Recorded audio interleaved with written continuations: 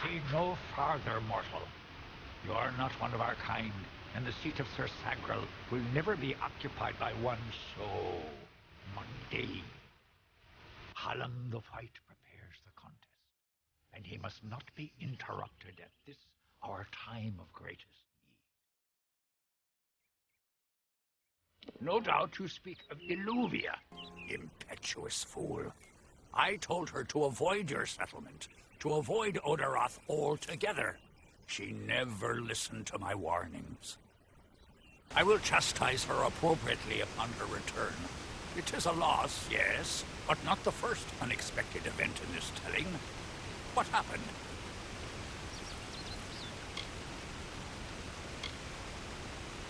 Yes, I have noticed a growing number of humans in Dalentarth. It must be this war.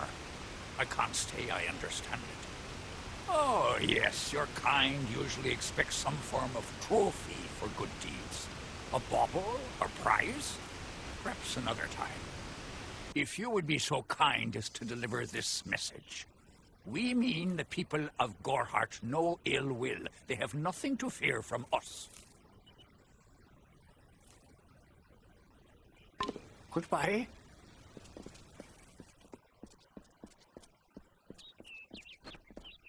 Listen, all of you. As you've clearly heard, a rare vacancy has occurred in the House of... Glynel, I assure you it's an ancient codex, just like in the tales. Intriguing. And why would such a thing be revealed to a child of dust?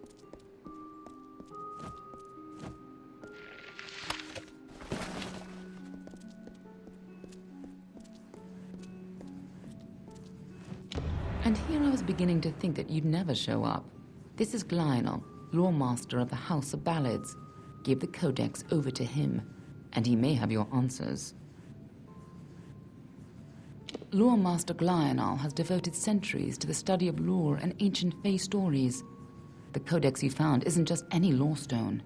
Just talk to him, and I'm sure he'll be able to shed some light on the issue.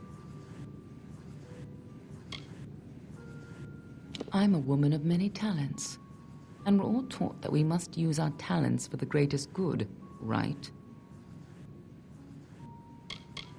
The Codex of Fate is no simple lore stone. It's more subtle and complex than any mortal could comprehend. But a lore master of ballads may be able to interpret it. Be on your way. What does the telling require?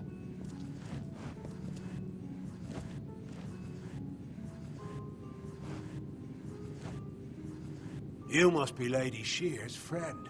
She speaks very highly of you. An occasion rare enough to be worth recording in its own right. But let's see this codex.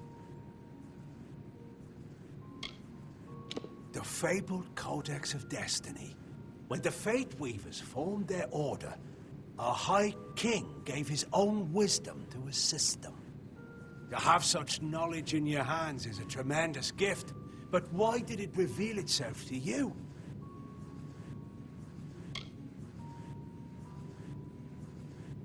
Nonsense. All children of dust have a story that is written before you see your first dawn.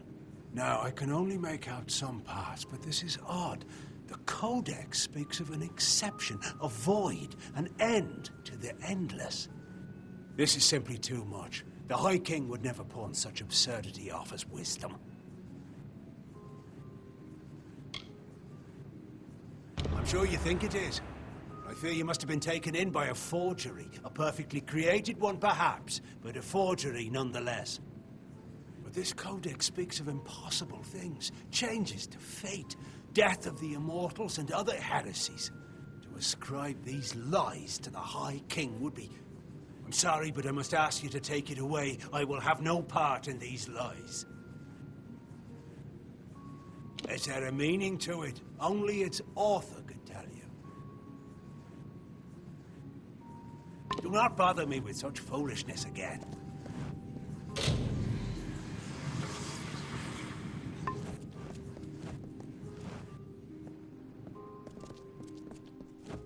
Lionel spends his life cherishing old stories, but show him something truly new, and he dismisses it. Tragic.